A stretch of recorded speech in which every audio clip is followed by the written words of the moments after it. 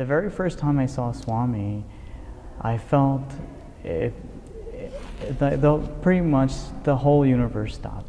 For Roshan Garib, the universe stopped for him upon learning from Sai Baba that self-realization is possible now. I think actually in this lifetime, it is extremely likely. I think it is extremely probable for you to experience self-realization, and it's not far off. We have every single tool, every aspect of how to become self-realized that is available to us now, and is so easily accessible that it's ever been in any time, in any frame of life. I would confidently say I know several that are self-realized souls. They're just playing the Maya right now.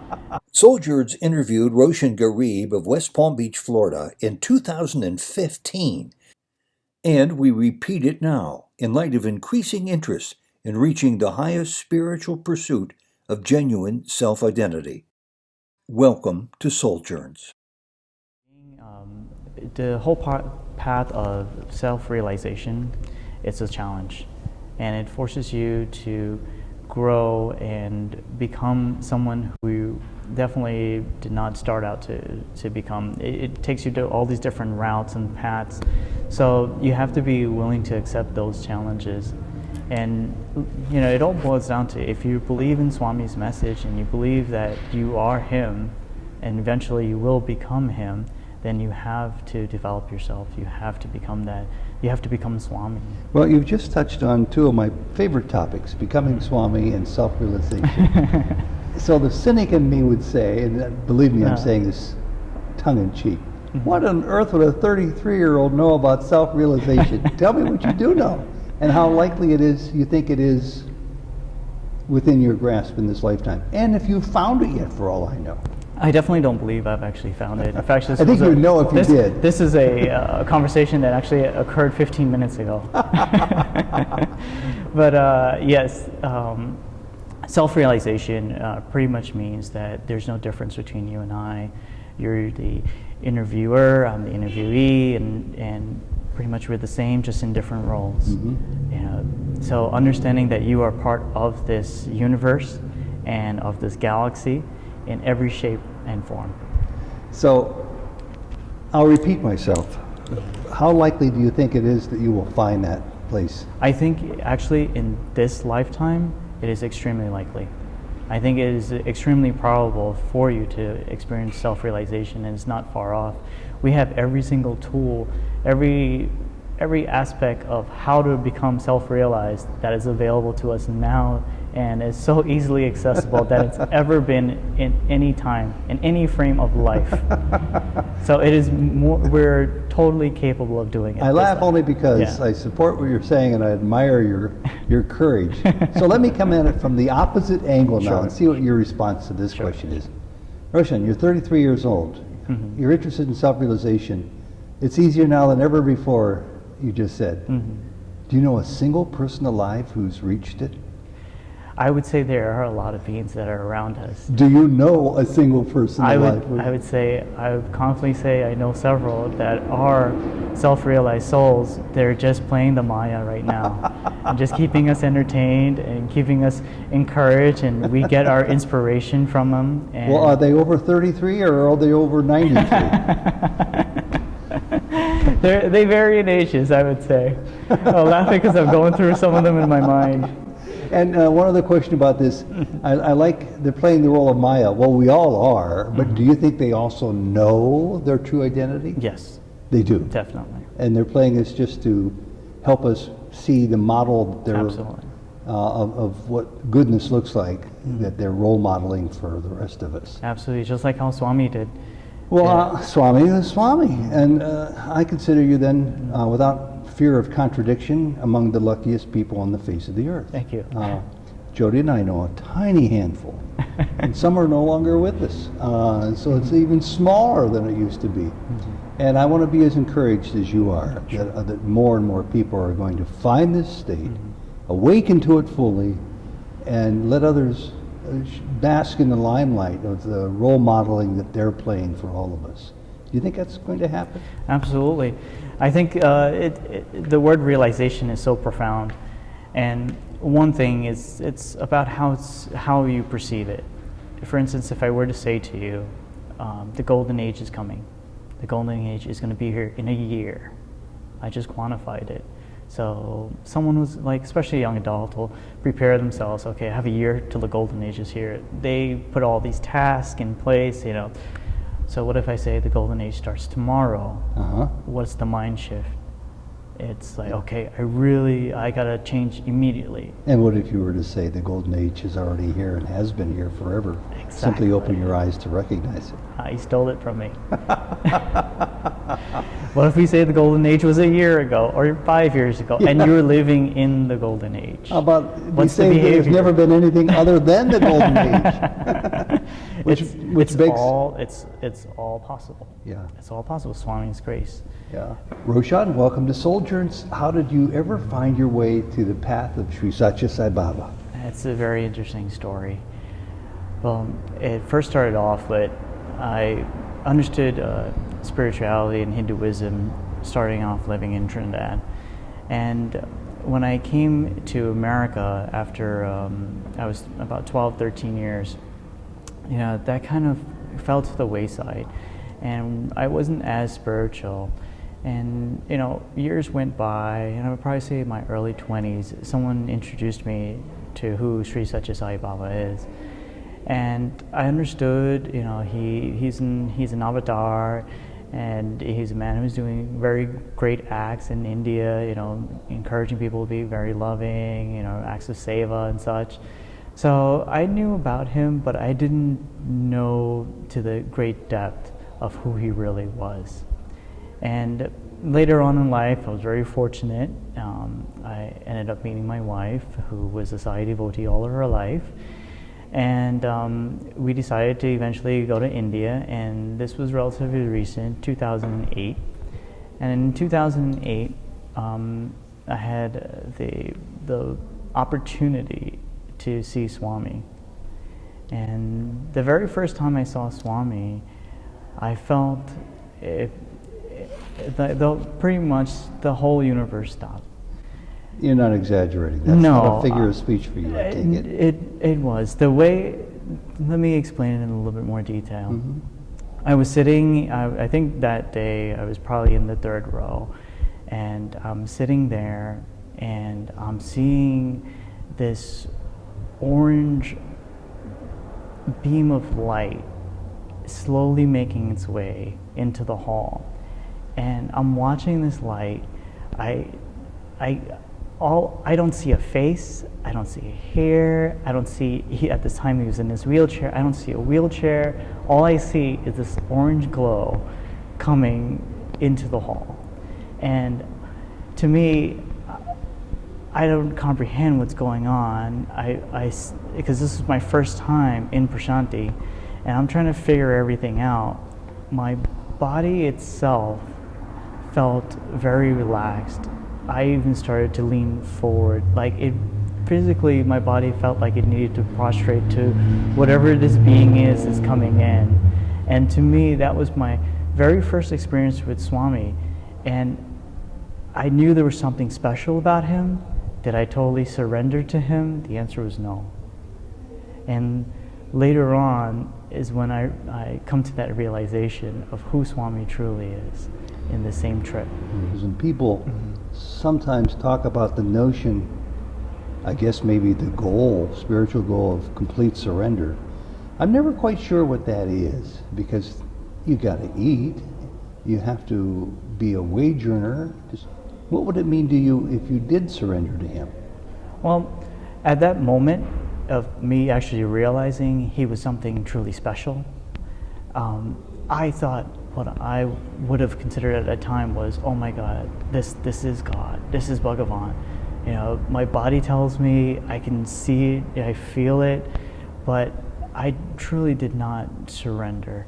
And it happened to be the very next day, we visited a restaurant that was across the street, and they had the prayer of surrender posted on the wall. Yeah, it's a great prayer. It is. It's a phenomenal prayer. And I stopped and I read the prayer. And then that's when I realized that this is what it means to surrender. When you actually give everything to Yeah. Swami, and Yeah. you realize he is the master, Yeah. and you're the instrument, and you have to learn how to live in a cohesive way with him. He sort of suggests that you put it on autopilot, which isn't a free ride. You still have duty, but along with the duty that accumulates every day, there's no need to accumulate extra worry or concern because you're not the doer in many Very, aspects. very true. You have the duty to complete a particular task, and you do it to the best of your ability. And I often do those tasks thinking that I'm offering it to Swami. And when I do that, the outcome is all on Swami, whatever way, whatever path he chooses for it. However it's going to end up, to me, it's all Swami. So let's fast forward a little bit now. That was 2008. This is 2015. How old are you? Just curious. 33. You're 33. Yes. You're married. Between 2008, or even before then, when you first started to inquire about Sai Baba in 2015, what caused you to boost up the energy to be the active Sai youth you are today? Well, actually, it was a sense of confirmation in that trip, and this period of time, this trip actually happened in Christmas. And I'll tell you the story of how I got that confirmation, because we always talk about, how do you increase your faith in Swami? And one thing that I did was I challenged Swami, and I got in. This was Christmas Day, and I got in relatively early that day. But for some reason, the seating that I got kept on moving and kept on shifting and shifting and shifting. And that year, Australia, I believe it was Australia or New Zealand, they were the major party that were there. And because it was Christmas, they were in charge of singing carols. And Swami kept on moving me from one row to the next row to the next row. I eventually ended up with the Christmas carol group. And because Which is choice seating. Exactly. but I was actually way more to the back, so it was a good distance from where Swami sits. So I'm there, I'm singing Christmas carols with the Australian group, and I was having a blissful moment. I was really excited, very happy about it. And then these kids show up, all dressed in Santa suits, walk up to Swami, and they hand him a bag, and Swami sticks his hand in his bag, and he blesses everything in there, which in that bag was just nothing but candy. And the kids are there, and they're just throwing candy to everybody who's close to them. Everyone gets, they're getting candy, and I know where I was sitting.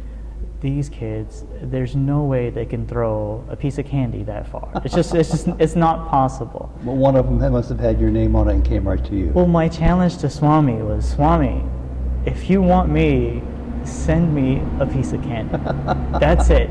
It was an impossible task, but if he is God, he will make it happen. Yeah.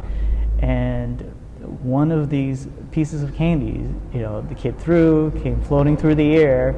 I saw everyone around me, everyone stuck their hands up. They're like, okay, I'm gonna grab it. In my mind, I know this is for me. This is for me.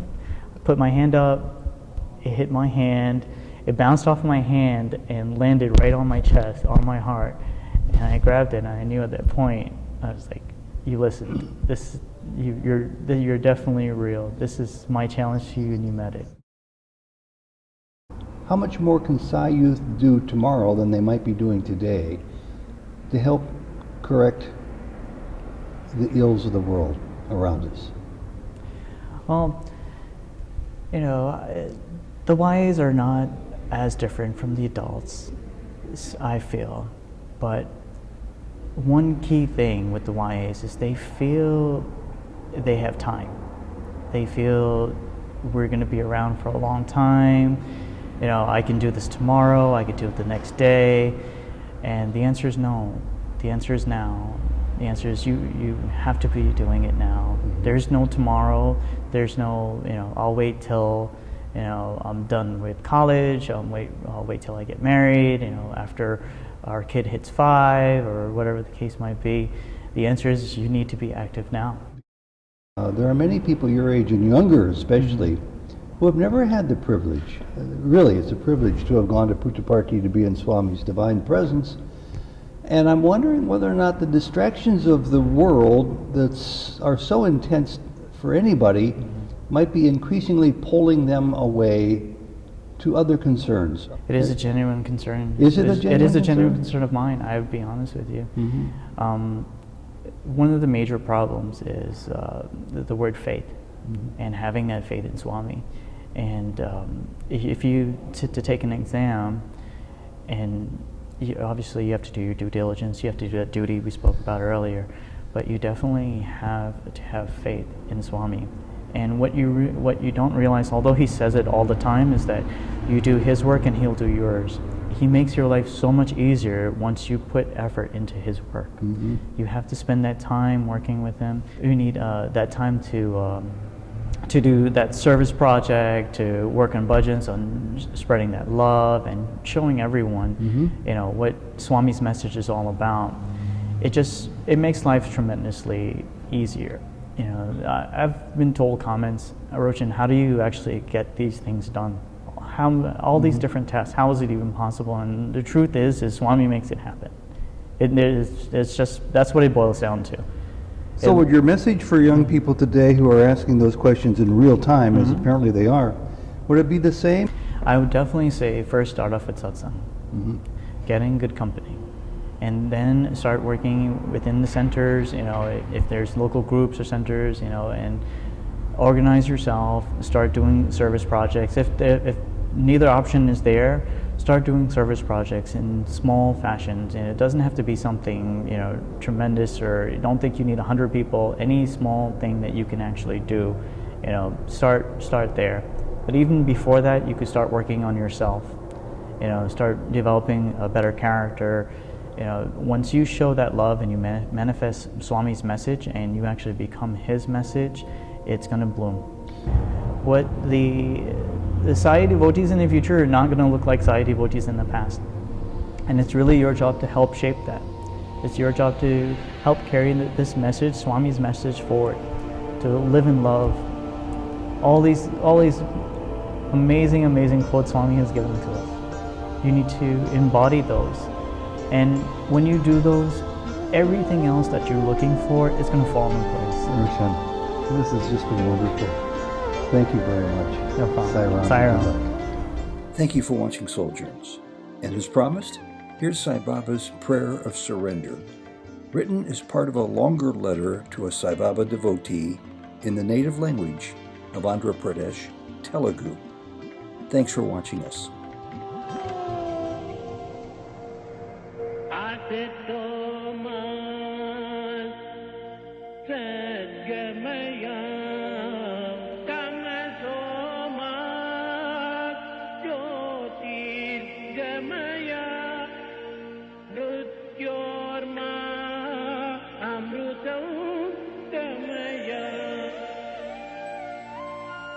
Pasadena.